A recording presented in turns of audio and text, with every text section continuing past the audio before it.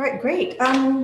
Welcome everyone to the very first NUS Business School virtual postgraduate fair. I hope everyone is doing well wherever you are. We are hosting this from our campus in Singapore. And in Singapore, things are really starting to be relaxed right now. After 7 months after our first lockdown.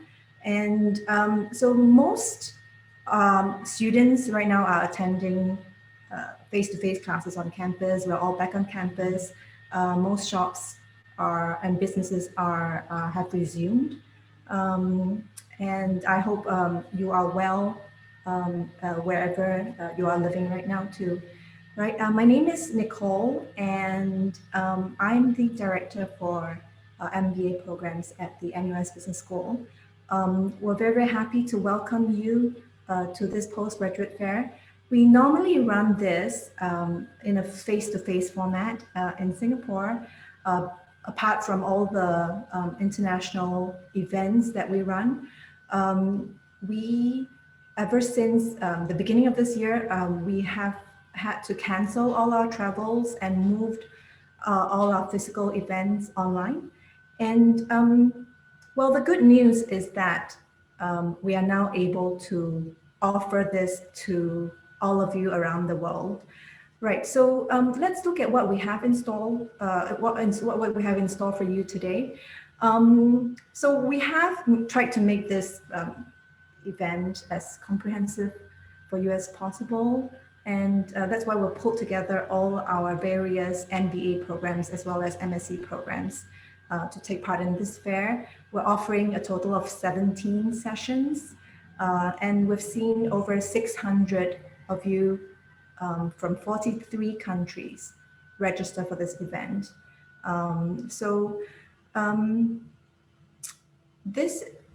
At this event, we have two main tracks. All right, so you're attending the MBA track, right? Where we have, we'll be having the MBA career panel right now. So all the times there are shown in Singapore time, all right? And besides this, we have a parallel track for MSc programs. So we offer a variety of different MSc programs from Masters in Management to Masters in Finance and Accountancy. So that's a different track. So feel free to move around the fair and attend the sessions that you feel are relevant for you. Okay, so within the MBA track, we have a 1-hour session right after this, where we will have various industry experts sharing their views on how they see the pandemic affecting career strategies. As we also have current students and alumni on that panel. And then after that, we have various info sessions related to the different MBA programs that we offer.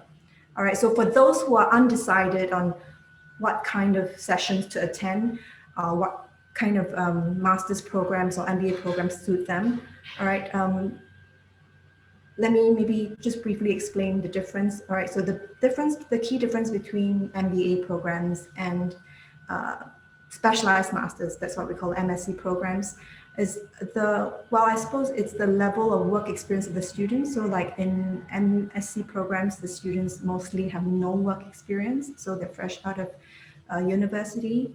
All right, so most of the students are pre-experienced in those programs. And the kind of topics that will be taught within those MSc programs are kind of, I guess you can call them more specialized, right? So they could be more specialized in, say, finance or accounting, or it could be real estate or whatever subject that you choose. All right, so in the MBA program, we're looking at helping students build more broad-based management skills. And so within the MBA, we have different types of MBA that are suited for people at different stages of their careers. Okay, so just very briefly, so if you are interested in MBA programs, do stay on this track. And right after this panel, we will have the full-time and part-time MBA info session, followed by an admissions workshop. All right, and then we also have info sessions for the executive MBA programs, as well as the UCLA NUS executive MBA programs. Okay, I will explain the different types of MBA programs that we have in a bit. I will also mention that we will have live chat and Q&A sessions for these various programs too, after each of the information sessions. And you will see that we will also have an MBA admissions workshop at 2 o'clock, right? And we have the GMAT or GRE session, which will be hosted by one of the GMAT GRE prep centers, who will explain, for those. So this session will be relevant mostly to those who are looking to apply to the part-time or full-time MBA program, not the executive MBA program. All right. The same for the MBA admissions workshop, as well as the executive assessment. All right. So these sessions are more relevant for I would say people with about 5 to less than 10 years of work experience. Okay. So do use this QR code to access the other sessions if you're interested in signing up for those sessions. Okay, so I promised that I would talk a little bit about the various types of MBA programs that we have, so that you can decide on which session is more relevant for you. So then, okay, we have the NUS MBA, which really is, the minimum work experience is 2 years. So the average is about 6-7 years. All right. For part-timers is slightly older, about 8 years of work experience. All right. So we have that available in both full-time and part-time format. And in addition to that, NUS also offers 3 other MBA degrees. So they all offer the same degree. It's the NUS MBA degree, but they are suited for people at various stages of their careers. They are offered in different formats. So for example, the executive MBA, the NUS executive MBA is for people with about 12-15 years of work experience. Of course, we have people who are a lot more experienced, and that we've had participants over 60 years old too, right? So same for the UCLA NUS executive MBA program. The difference is that this one is offered in conjunction with our partner, the UCLA. So graduates will graduate with 2 degrees, one from NUS and another from UCLA, right? So the level of work experience is similar for these two, and these two are offered in English. Then we have another executive MBA program that is offered in Mandarin, and that is the NUS executive MBA program in Chinese. Okay, so we don't have sessions for that particular executive MBA today, but we have all the English programs on offer today. All right, so that's a quick overview of what is in store for you today. So I'd like to welcome you again and encourage you to take this opportunity to ask all the questions, find out everything that you ever wanted to know about postgraduate studies. All right, I will also quickly introduce my team members who are here with us, who will be on hand to help you with any questions that you may have. Besides me, there is Ridat, who is our head of marketing admissions, and Sue Ann, who heads up our admissions function, and then Sheila, who is the right person to go to for executive MBA programs, June and Faiza, who are the experts in our full-time and part-time MBA, and Sharon, who's our specialist for the UCLA NUS executive MBA, and Evelyn, who supports Sue Ann in admissions. All right, I think I've taken up too much time. I will hand over to Aditya, who will be our host for our panel session. Aditya is our alum and our student, MBA student from class of 2014. So thank you, Aditya, for joining us on this Saturday. Thanks, Nicole. Thank you for the introduction. A warm welcome to everyone, all the participants from all across the world. Good morning, good afternoon, and good evening. It's a pleasure to have you all here for the Postgraduate Fair 2020. I have the honor of moderating the panel, the Post-MBA Career Strategies During the Pandemic. So I have my esteemed colleagues who are part of the panel. What I would do is maybe we could do a quick round of introduction, but I'll start with myself. So my name is Aditya Kaul. I'm the head of digital and affinity partnerships at Allianz Insurance Singapore. I was actually a student at the NUS MBA in 2014. I was a student council president back then. After doing the MBA, prior to the MBA, I was in consulting. Post MBA, I ended up going into insurance with MetLife, with FWD, and then Allianz now. If I can go around the panel, please, if you could introduce yourself, maybe starting with Damayanti. Sure. Really great to be here. Thanks to NUS for having me, and it's a delightful experience to be among students. So even though I can't see you, I'm very happy to be here. My name is Damayanti Shahani, and I'm the founder and managing director of a company called Principium Consulting. We are essentially compliance consulting service providers in Singapore, and we face the financial services industry. So our role is really to ensure that the operational side of asset managers and other financial institutions are working with good governance and in compliance with the regulations of the MAS and other regulators. So it's very much oriented towards the operational side of financial services industry. Just a little bit about my history. I've been a career lawyer before this. I practiced law for about 14 years in large law firms in diverse locations, including Singapore, New York, and Mumbai. I have also worked at a regulator. So I've been at the US SEC, which is a federal regulator in Washington, DC. And there's a side of me that enjoys and feels very compelled to stay involved with social impact. So I'm the chair of the Impact Committee of 100 Women in Finance, which is a global nonprofit, and it really aims to empower women in the financial services industry. So with that said, I'll turn it right back to Aditya. Thank you, Damayanti. Maybe Kevin, could you please introduce yourself? Sure. Thank you, Adi. And thank you, NUS, for inviting me to be on the panel. So I'm a former executive and people manager, and I've spent the last 30 years in professional services, IT, finance, marketing, loyalty, and various industries. So I'm now an executive and leadership coach, and I run the Breakout Consulting Asia organization.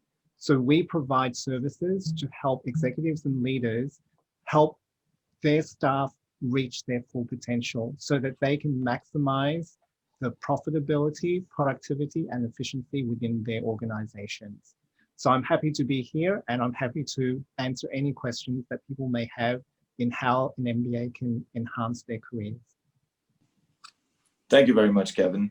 Next, we can move to Manav. Thanks, Aditya. Hi, everyone. I'm Manav. I'm the NUS MBA class of 2021. I'm a current student here, and I'm also the president of the NUS MBA Students Council, basically what Adi used to do 6 years back. Before MBA, I worked in consulting for about 8 years. And while studying, I'm also started a full-time job. I'm working in the venture capital industry now. And I'm happy to be here, happy to answer any questions you guys might have. And thank you, Nicole and team, for having me here. Thanks, Manav. Lastly, Marcel, please introduce yourself. All right, thank you, Aditya, and thanks for having me on this panel. Hi, everyone. I remember 2 years ago, I was exactly at this point where you are right now. I remember the session when I attended 2 years ago, and I know I had a lot of questions, so please don't feel shy to ask. So I'm Marcel. I'm from Slovakia, so I'm a Slovak national, and I'm pursuing my part-time MBA. So in my full-time job, I work as a project manager at the Asia Research Institute. That's also at NUS, coincidentally. And I'm also the president of the Diversity and Inclusion Club. I am quite passionate about making positive difference. So I have been volunteering for about 5 years for a migrant worker organization called TWC2.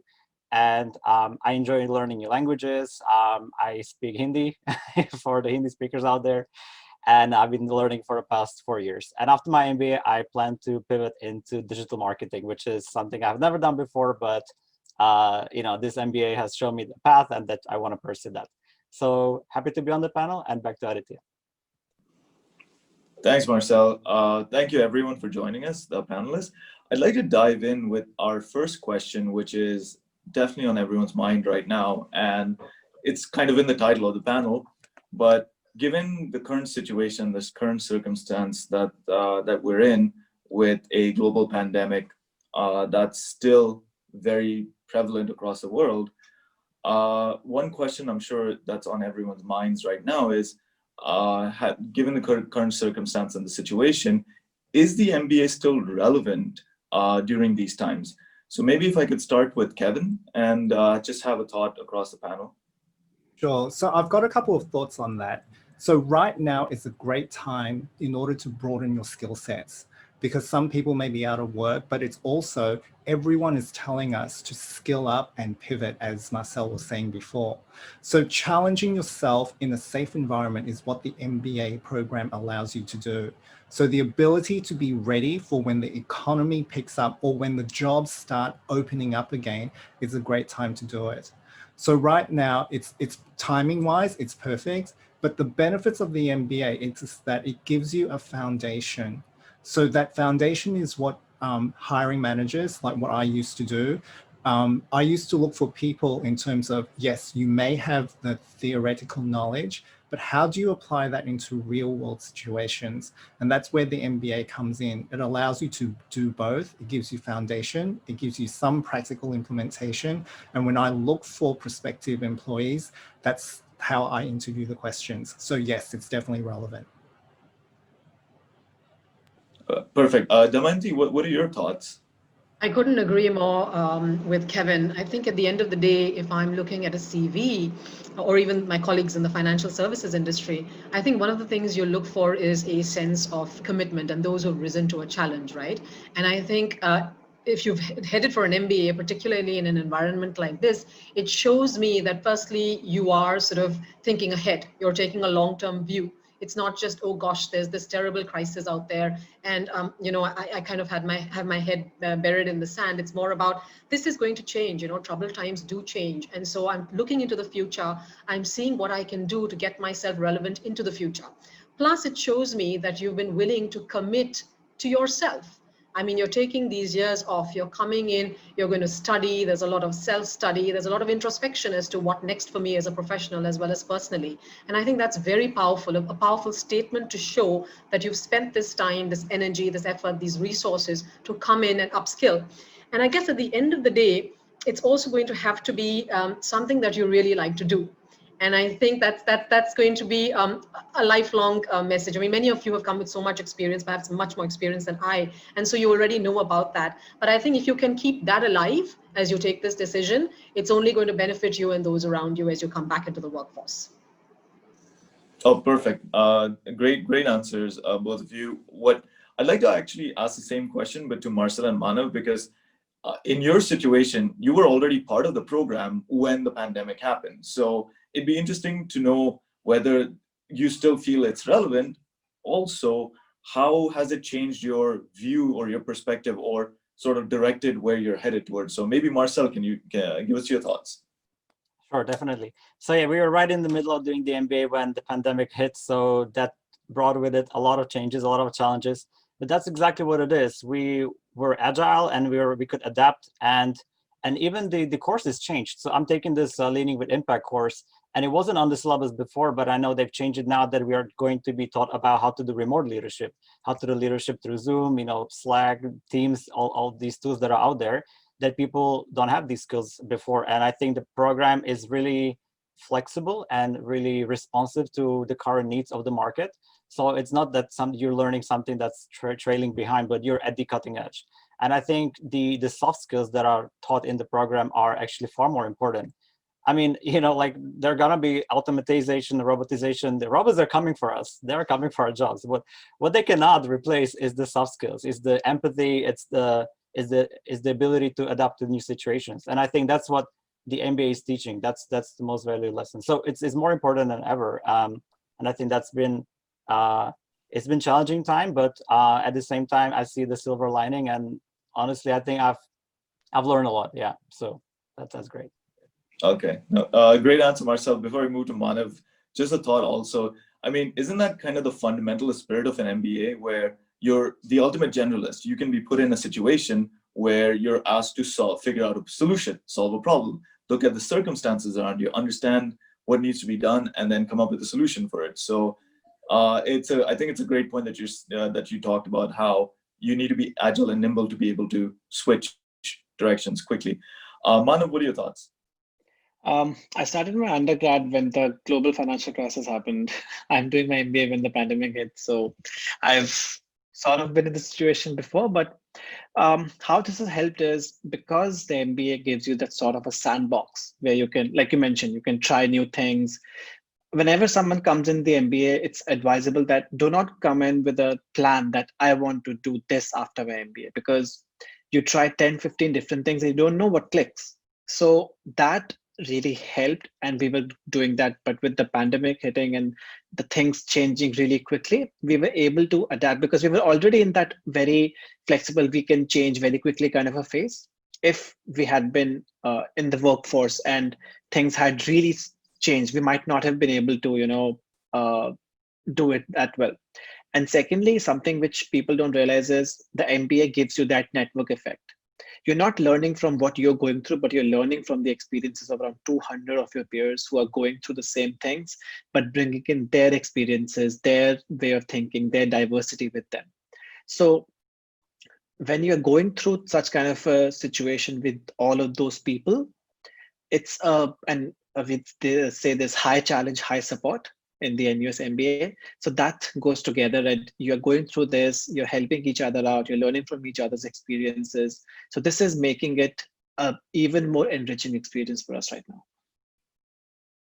now. Perfect. And it's a very interesting point you mentioned about the financial crisis and the pandemic. I do want to circle back on that towards the end, some of the lessons that we can learn. But now I'd like to pivot towards more a question for the industry leaders that we have on the panel. What are some of the critical skills needed to succeed as a business leader, especially given the current situation? So maybe Damayanti, could you start? Sure, absolutely. I think the first one, and I think Manav said the word already, is flexibility. I mean, in these times, you can have a very a set visual or vision even as to who you are in the professional sense, what you had set out to do. But the world is changing rapidly, and obviously the crisis is exacerbating that or catalyzing that in some ways positively too. And so it's very important for us to just have that nimbleness. And at some level, it's attitudinal, no doubt, but it's also the sparks of deciding, okay, what do I do? Like, for instance, maybe this is a great time for me to go back and get upskilled, as Kevin was saying. And so general flexibility, not just at this point, but even when you're back and maybe entering into a new stream within the professional workforce, is essential. The other thing, and there's so many actually, this list is a long one, but the other one that I do want to emphasize on is empathy, because at the end of the day, we are leaders in whatever we are doing, or that's the hope for all of us to sustain that. And so it's essential for us to look at it through the eyes of another or stand in the shoes of another. In my case, I've been in the client servicing space all the time. So it's essential for me, I beg your pardon, to stand in the shoes of my clients. And equally, when I'm leading a team, stand in the shoes of my employees, my staff. And so that's a forever a virtue sort of to have in the professional space. And then a couple more things. I think at the end of the day, as a leader, you are aiming to build a legacy. And so however young you might be as a leader, however small the team, at the end of the day, you are more than your job title. And I think that's a huge thing to sort of remember, especially when you're considering this very valuable program that creates leaders, I guess, or hones leadership skills, that it's so much more than that title on your business card. And some of it goes to the points I've just mentioned, you know, empathy, creating that team, building a practice that's you know, that's a great brand anywhere that you'd like it to be a brand. And finally, I think that it's been said so many times. So this is a phrase that's, you know, it's like a buzzword even in schools these days. It's schools meaning primary schools, risk-taking abilities, right? At the end of the day, if I've noticed this in my own career, whenever I've been outside my comfort zone is when I've been most satisfied intellectually, and that's something that I've enjoyed having in my career, intellectual satisfaction. And also I've done my best. So when you take that leap of faith and say, okay, I'm going to dive in and do this versus maybe something that I already knew or had very set in my head, to me, of course, be prepared for any consequence, because taking risks can have any consequence. But chances, or let me say, there are examples around you and plenty, you know, so many big names we read about in the industry as well that took risks. You will probably be challenging yourself more. And that's exciting, both professionally, I guess at some level personally, as well as in terms of the impact you have when you look at the workforce and what you're aiming to do. So those are just a couple of, or maybe 3-4 points there, Aditya, and I'll pass it back to you. Oh, perfect. Speaking of risk, you know, from a personal experience, I was in consulting before getting into the MBA program.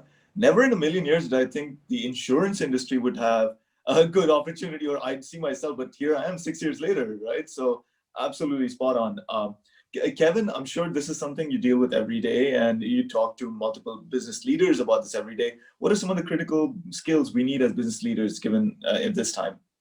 So just adding on to Damayanti, the ones that are important, especially in light of COVID right now, is how do you inspire and motivate teams, especially remote teams? So while some of us may have had the opportunity to work in multinational organizations where we work with teams that are remote, some of us are working with country-based teams. So they may, for the first time, have to work with people who are not in the office. So as leaders, how do you continue to inspire and motivate them so that they all work towards the common goal of what the company is trying to achieve for that fiscal year or the strategy for the next quarter? So I think what we need to have a look at is how do leaders balance the requirements of the organization plus the requirements of the employees and teams and customers, given that everybody's either in lockdown or having to work remotely. So collaboration is key. And how do you trust employees? Leaders need to know how to impart trust and gain trust. And that's super important when you're not physically together and working together. The other thing that's critical right now is that everybody is jumping onto the same bandwagon. Everyone's saying, okay, we can't do face-to-face, so we have to do remote, we have to do virtual. So how do you continue creativity and innovation when everybody's jumping into virtual, selling online, e-commerce, digital marketing? So how do you differentiate yourself? So being able to pivot and move quickly, yes, totally and completely agree. Be agile, yes. But how do you innovate? Because everybody's doing the same thing. It's just like the hotels now. Everybody's advertising staycations. But how do you differentiate yourself? Because everybody's doing it. So that's where the innovation comes in. And if you have a look at Ritz-Carlton as an example, they've gone through and given all the staycation packages access to their luxury lounges. And it's basically free feed for the entire day. No one else is offering that. So it's little things that are innovative and creative that will be able to make leaders stand out from the Me Too segment. And that's especially important moving forward, regardless of whether we're in COVID or out of COVID. Oh, thank you, Kevin. I mean, your first point about not being there physically, I think some studies show that 90% of communication happens through body language, right? So it's so hard, especially conducting remote working. And, you know, personally speaking, I've done some transformation work in Poland and in Japan, and it was so hard to get work done while we were on the ground. So this takes it to a whole new league, right? So absolutely, I think the leaders who figured that out, the remote working and getting work done and getting that alignment, that's an absolute key to success. Yeah. Great. So now maybe pivoting more to Marcel and Manav. Now, you guys are already in the MBA program. for our participants, how should the MBA candidates make the most of their MBA experience? Maybe start with Manav this time. See, what I've seen when I came into the MBA is you get as much value out of it of what you put in. So let's say the NUS MBA gives you a 4x, but if you put in 0, it will be multiplied by 4, which is 0. So as part of the student council, we did a lot of events. We did a lot of initiatives, activities, events. We started inter B school case challenge also this year, which was amazing. And all of these things, case competitions, events, apart from the academic rigor, academic stuff that's anywhere there, this helps you broaden your horizons a lot and teaches you something very different. When Damayanti was talking about the skills needed, one of the projects we really just did for one of our classes where we were presenting to the HR head of a few companies, the skill that we presented that the leaders need the most is low ego and not being married to your idea, so that you can really pivot, you can try on new things. Even if you fail, you learn from it and you get back up and do it better again. And I think that is something we're doing a lot in the MBA. In a semester, you take a subject, you take a project, you do it. If you do great, learn from it. If you don't, okay, learn from it even more and do a better job next time. And I feel everyone has their own strengths. Someone's good at sports, someone's good at academics, but we try to make sure that everyone is trying almost everything in the MBA. It's very inclusive. And it's called transformative for a reason, because it actually, the experiential learning part of it, the LYT, the survival kit, it actually helps bring out something better in you. So what I would say is step out of your comfort zone. That is the only way to learn these new things and get the best out of the MBA. Great point, Manav. Especially, and it resonates with what Damayanti said earlier about stepping out of the comfort zone and taking risks, right? So, yeah, absolutely spot on. Marcel, your thoughts? Absolutely, I would need to echo Manav's suggestion, and the whole brand about the NUS MBA, it's a transformative experience, and I can really say I'm a different person to what I was 2 years ago, and that's just because it's such a safe environment to go and try. I mean, isn't it great to be a student again? I mean, I know apart from all the student discounts and free museum admissions that come obviously with the benefit, but it's, for example, let's say you want to do these coffee chats, reach out to somebody on LinkedIn. When you're a student, everybody has empathy for you. Everybody was a student at some point. I mean, they don't question your agenda. They don't think, why is this person approaching me? It's so much easier to have that title as a student, saying I'm a student, I'm just trying to learn, I'm trying to understand about the industry. A lot of the things you can learn about, the positions and the industry and the functions online, but it's very difficult to get the insider's perspective. It's like the good, bad, and the ugly, right? So you can only get that by speaking with people. And if you're a student, that's so much easier because people do have the sense of giving back to the community. And so that facilitates the communication, and they can be quite honest with you. And I think that's a misconception that you need to have a quite clear idea going into this MBA in terms of what you want to do next. I think that, yes, that's okay. If you have an idea, that's no problem, but don't be afraid if you don't, because honestly, me coming into this, I had no idea. And you have the core modules and they rotate you through every function possible, be it marketing, finance, accounting, operations, analytics, leadership positions. You try everything and then see what works best for you, which is kind of like what resonates with you. And then you choose, okay, your electives are later on and you choose them according to what's aligned. And I think that's great. So you try a bit of everything and then something will hopefully resonate with you. And there's a lot of things on top of the core studies that you have to do. There's case competitions, there's the Olympics, there's a talent show, there's leadership positions. I mean, I'm the president of the Diversity and Inclusion Club. I would have never imagined I would be into DI&I, as an expert on it, or leading diversity and inclusion initiatives. But that's something that resonated with me, and it's something I discovered about myself. So I think the self-discovery journey, it's something you really can't get anywhere else, because it's a safe space, and this is a space to go and trial things and try them and fail, and that's totally fine. So high risk, brings a high reward, and I think that is absolutely the essence of the MBA program at NUS. Hey, Marcelo, I love the student discounts and those things that you're talking about. Who wouldn't love to be a student? And since you're a student, it actually gives you that space, like you said, the safe space to actually experiment, right? Take a risk, figure out. Like you said, DNI. You never thought you'd be. It resonated with you. Now you're the president of the DNI.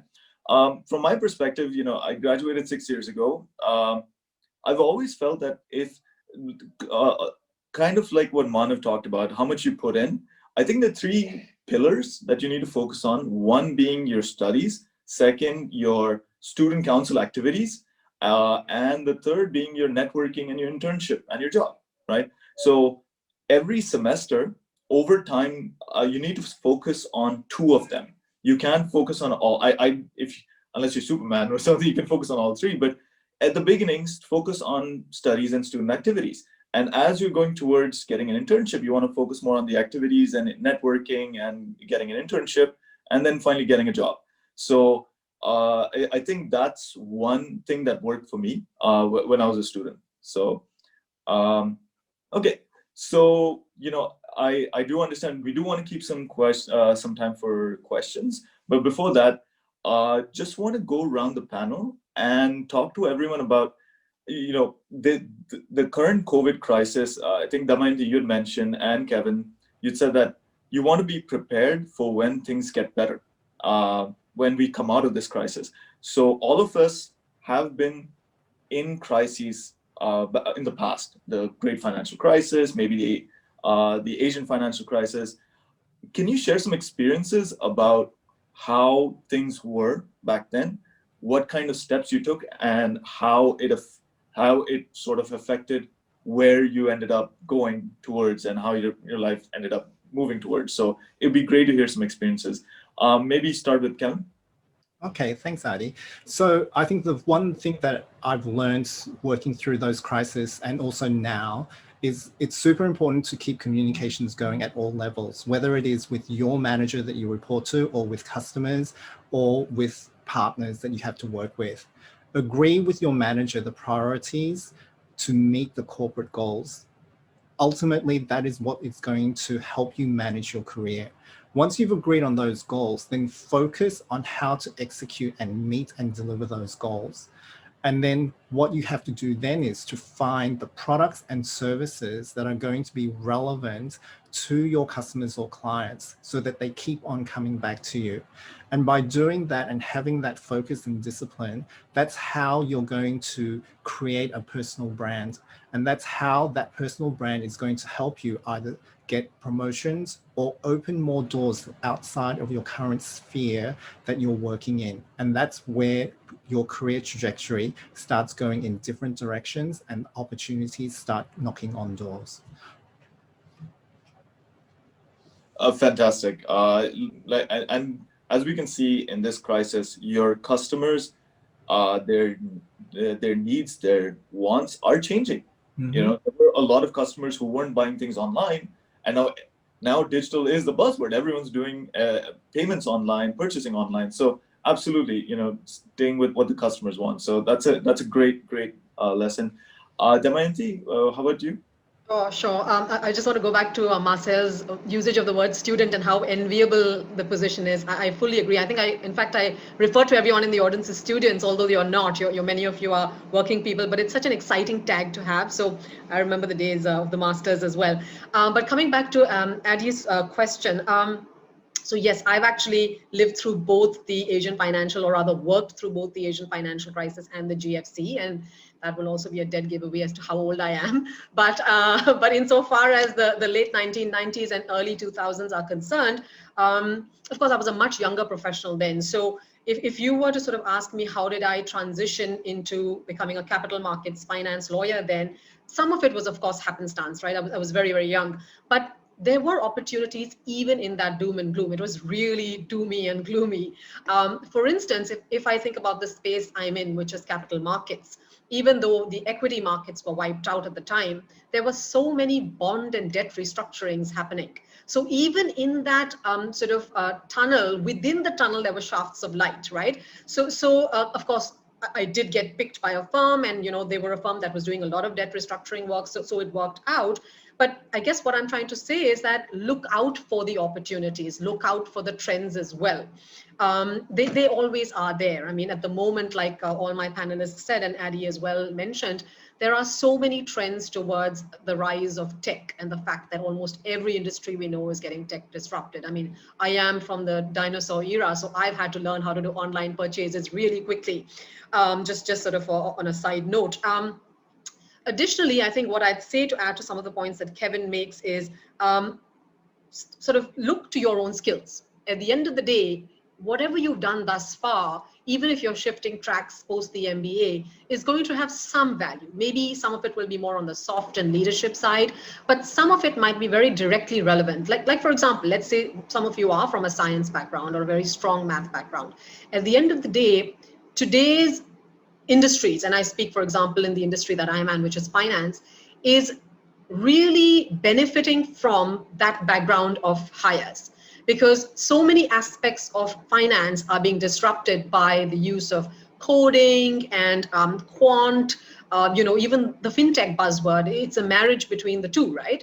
So keep your own skill set that you've earned until now in mind as well. See to what extent you can morph and transform and then sort of enter the new era, so to speak, that you will walk into post MBA. But in many ways, I guess what I'm trying to tell you is there are lots of strengths from that as well, your past, even if it may seem very far away and different from your future.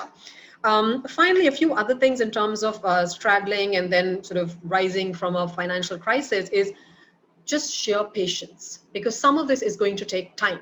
I remember when the GFC hit and I was working in a law firm in New York at the time, again on the finance side, and I was looking to return to Singapore. This was where home was. I was taking a long-term view in Asia, but equally I wanted to come back with the right position. And so I decided I'm not going to take something that's going to dilute what I've done, my worth, etc. I did have the benefit of continuing to have my role in New York, so that was a huge advantage. But at the same time, I waited. I just waited 6 months more till the right role came along, and I made my way back. And to Addie's point, there was a view into the future, because my background in both law and finance was going to be of use in Asia as it was rising, both from the perspective of obviously complexity in the financial services sector, but also the rise of regulations that were affecting it. So patience, which is hard in a crisis, is an essential skill, and it's a skill. It's almost something that we have to teach ourselves. And finally, I'll sort of end with one more point. I think the whole thing on don't feel trapped. Even if you've sort of ended up choosing a particular role and you feel, oh, this is not for me, organizations are increasingly more flexible in terms of moving you to another department if you have the right conversations. You may also find yourself moving to something very different from what you started out doing. Opportunity may present itself, you may watch the trends and head in that direction. And so there is a lot of diversity out there in most professionals. None of us have really done the first thing that we did out of any program, whether it was undergrad or grad, right? So don't feel trapped, I think, and take that sort of expansive mindset, which is very comforting and also very real. No, a great point. The point that you mentioned, I graduated as an engineer and from Canada, and that time there was a mini recession. There was a recession going on, so I ended up in consulting. So I've never worked a year as an engineer, but I think those skill sets that I got as an engineer helped me in developing my skill set in consulting and in financial services.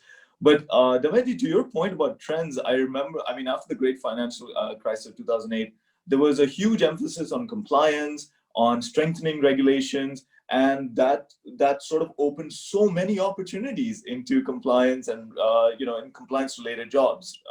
That was literally sort of where the floodgates opened for compliance, right? Absolutely. There was legislation first that came out of everywhere, in the famous Dodd-Frank Act in the US as well. And then at the end of the day, it was this massive push towards good governance. And so on the operational side, a number of roles built up. Some were new, they were organic. And they just opened the floodgates to more talent, diverse kinds of backgrounds into finance. And I'm sorry, I know I keep speaking about finance because I'm in that sector, but presumably it was pretty similar in consulting as well, in your experience. Absolutely. No, fantastic viewpoints, Kevin and Damayanti. Marcel, experiences, please share. Well, I haven't really worked through crises and those, financial crises. I was still a student back then. But nevertheless, crises have a disruptive effect. And we always kind of expect to go back to where we were before. And this crisis is a little different. I mean, I'm sorry to burst your bubble, but we're not going back to where we were before. The times have changed, and that's just the new normal, right? And so I think what's important here is to keep track of the trends. I mean, the trends were there before, even before this crisis. Everything was moving digital. People were, having more work flexibility. People were doing remote. I mean, as the globalization and traveling and kind of moving across boundaries was getting increased, people did work. People didn't have the concept of having an office in one physical space. People were a lot more fluid, right? And so the trends were going there, and if you could see it, good for you, because then you could get those skills before they were really needed. So this crisis just accelerated all these trends, and then you just have to be always one step ahead. So I think what's great in this program as well is the emphasis on innovation and things like AI and automation and robotization. And I think this is where it's going, and who knows, maybe there'll be another crisis that will accelerate these kind of trends. So I think it's really important to stay that's one step ahead, and always look for how you will upskill, how you will get new skills that are fitting for what's coming at you and what will come at you. Because if you think these are the level of skills that I have, and then I'm fine with it and I'm comfortable, then competition never sleeps, and somebody will take over you, and then you will find yourself that your skills actually have gotten obsolete. So I think it's always important just to learn from the crisis that they are here to disrupt, and they're actually just nothing new was coming. Actually, this could have all been predicted, but it's important to keep track of the trends. Yeah, no, and you've got a great point. I mean, 5 years ago, no one would have thought we'd be teaching AI and machine learning courses in an MBA program, but here we are, right? Or robotization. So new normal, new abnormal, you choose, right? Manav, your thoughts. Let's end with that. I think Marcel stole my answer. So when the great financial crisis happened, no one thought that a new kind of trend will come out, which is gig economy. The biggest unicorns today are the ones who started right at the end of the GFC, Airbnb, Uber, all of these. And it's a different kind of crisis right now, but it's going to have a very similar effect. Zoom, for example, is the biggest benefactor of this whole thing. So you'll see that trend where a new way of working is developed, evolved, and taken up. Like you guys mentioned, a few years back, if I told my boss I'm going to work from home for the next 2 months, he would have said, okay, you know what, sit at home and don't come at all. You're not working here anymore. But today they're happy that I'm working from home, and it is sort of the new normal. And for my work, if I work from Singapore, Bali, even from Antarctica with a solid internet connection, they will not have a problem with that. So these are some of the things you see, and you not only need to adapt to these things, you need to see where things are headed and make sure that you upskill. You have the right skills to stay with it and be ahead of it. So if today you're someone who hates Zoom or online meetings and doesn't want to do that, you might have to change your thinking, because this is not going anywhere, like Marcel mentioned. This is the new normal. And making sure that you stay ahead of these things, almost everything is going to have tech in it. So someone like me who comes from a non-tech background, I don't code at all, but it's in my interest to learn some bit of it. Even though if I don't code, I know how it works, how the process works. So I can think what, if I'm interacting with someone in tech, if I'm talking with my, dev guy in my company, I know what to talk to him about. So I am relevant. I know the structured thought that goes into developing a platform, because this is where it's headed, and you need to make sure that you are also headed in the same direction. Okay, so I think we've covered most of the discussion topics. We do, in the interest of time, maybe if we can have a few questions. There were a few questions from the panel, right, Vida? Sure, they were. We lost them, but I did remember the questions were very similar, so I was going to group them, right? So I think it's a very valid concern. I think the questions really related around post-MBA career prospects, especially with the job market tightening, And the concerns were raised, I think, mostly by international participants as well, right? So, what's going to happen post MBA? Maybe we can have this question answered from a student's perspective. Perhaps Manav and myself could start first, and then maybe the panelists can also add on to that.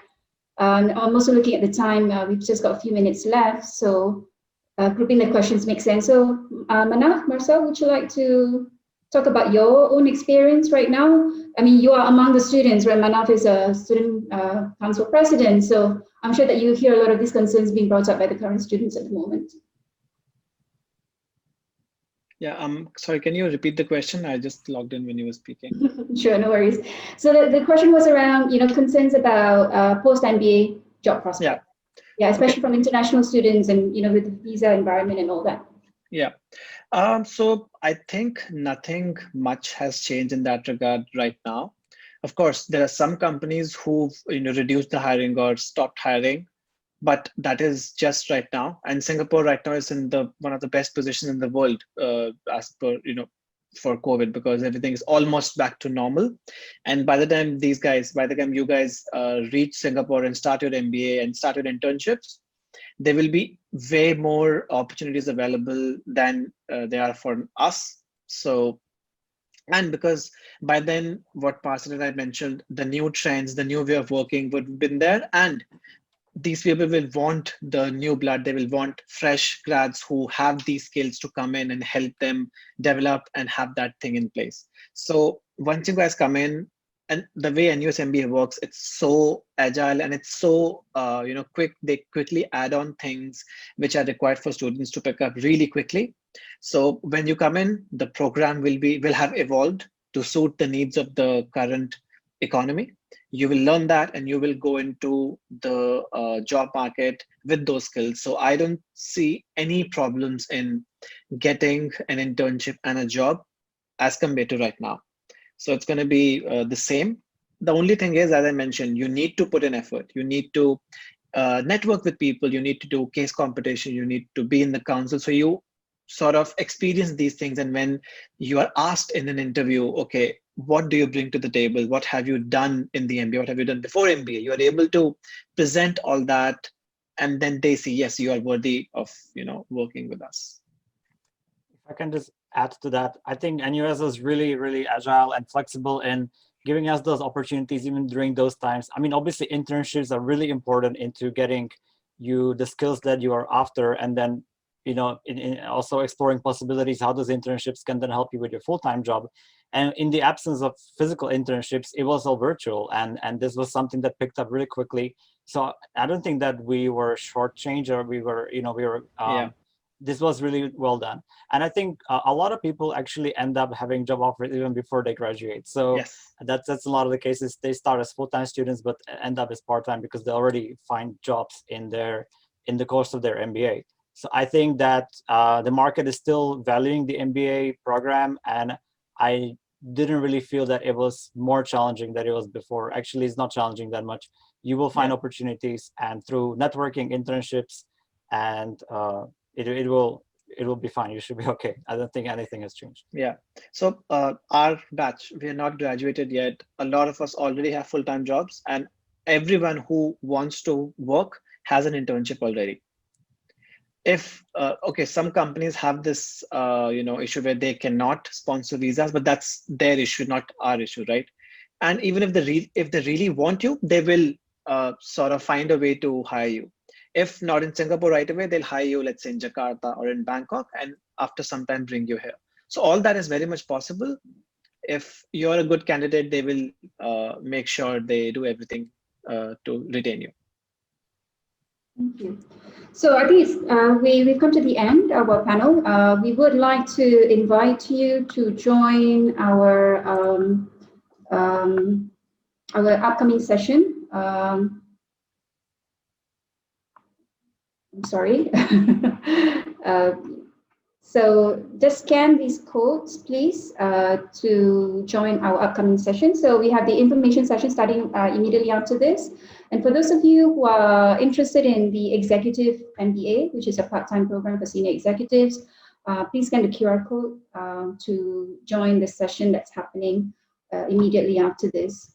And just a quick look at what we have for the rest of the day as well. If these two sessions are not the ones that you're intending to participate, later on during the day, we also have the Mba Admissions Workshop starting at 2 o'clock. And that's a half-hour session hosted by our admissions head. And at 2:30 to 4:30, so there are we have 2 hours where we will spend time answering specific questions you have about the program, about how to apply, requirements, what it takes. We have members from my team available to answer your questions. We also have current students there as well, if you'd like to hear more about the program experience and what it's like being on campus. Okay, thank you so much, everyone. That was a wonderful session. Thank you to each of the panelists. Without further ado, I hope to see you at our next session that's starting immediately after this. All right.